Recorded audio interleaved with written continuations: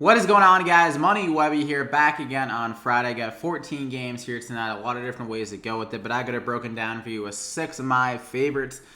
2 pitchers, 4 batters. They'll hopefully give you a ton of production, so if you could drop a like in the video before I get started, that'd be appreciated. Thank you.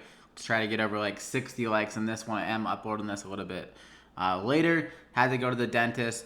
Wasn't too excited about it, but I'm very excited now for some MLB DFS. Let's get right into it. First guy up, going to be ZACK. Probably going to be pretty chalky. Maybe you can pivot to someone else if you don't want to bite the chalk, but I feel like he's so safe in this matchup. 2 out of the last 3 games pitching very well, 25 and 35 DraftKings points. And now going to Miami, a good pitching environment, has been really good numbers-wise this year. Really good ERA, really good FIP, 3.19 FIP. And against Miami, a team I think he can settle in against. A ton of right-handed batters. He's typically a little bit better at striking those right-handed batters out, and they're only implied 3.2 runs, so I like him a lot. I'm going to go ahead and lock him in there as my first guy. I'm going to pair him up with LUCCHESI. A little bit more risky, definitely. Has been pretty bad, especially last start. Really struggled against the Cubs, but I think this is a much easier matchup for him. A team that he's seen before this year. And the Giants, not a good lineup really against lefties. Most of their production over the last few months has come from the left-handed side of the plate.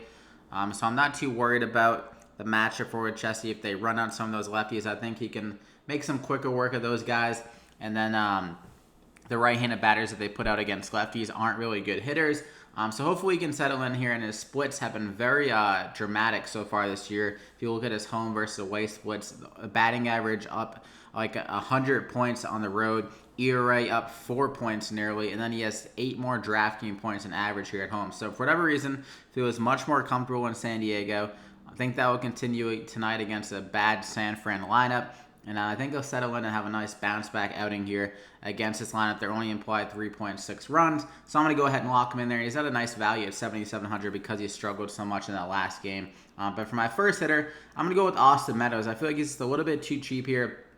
At 4,500 on the last few games, they've had to deal with some left-handed pitchers. But now he can settle in against a righty. He's much better against righties. 249 ISO against him. Big park upgrade going from Tampa Bay to Toronto. And what I've noticed this year for the Rays, it seems like on the road they always just hit for a lot more power. If you're looking at the numbers, they hit for a decent amount more home runs. And the numbers aren't up that much, but just basically the power numbers, the home runs, which you target in DFS, is up a good amount. So with this park upgrade, going against a bad right-handed pitcher, I think Austin Meadows and this Rays lineup can really put up a big number if they can get it going against this guy, and then get into the Toronto bullpen, which isn't very good as well. So I'm going to go ahead and lock him in there as my first guy. Then I'm going to pair him up with LOWE. Like I said, really like this Tampa Bay lineup. LOWE, a guy with some good upside, really good power at 4,000. Has a 283 ISO on the road. So like I was saying, with those road splits, another guy with raw power that probably doesn't translate that well to a park like Tampa Bay, but in a smaller park, home run friendly park like Toronto, I think it can translate very well. And like I said, against that right-handed pitcher who is not very good, their implied 5 runs here is a 42% hard contact rate against righties. Everything adds up for some power upside for LOWE here tonight. So I'm going to go ahead and lock him in there as my second hitter. Then I'm going to go with Hunter Dozier, another guy, easier matchup against Plesac here at 4,400. Guy with really good raw power upside. Hit a home run yesterday. And Plesac, a guy that's allowing 1.7 home runs per 9 to right-handed batters, 47% hard contact. So righties absolutely smashing against him. And Dozier, another guy that can hit for a ton of hard contact, has a 291 ISO versus righties on the year. And the weather is going to help him out as well. It's going to be 11-mile-an-hour winds blowing to left field. So the ball is going to carry well. I think Dozier can go deep in the spot. I'm going to lock him in there as our third guy. And for our final guy, pretty much we're all in the same price range, but TREY Mancini as well at 4,500. Another guy going against a bad pitcher in Tropino.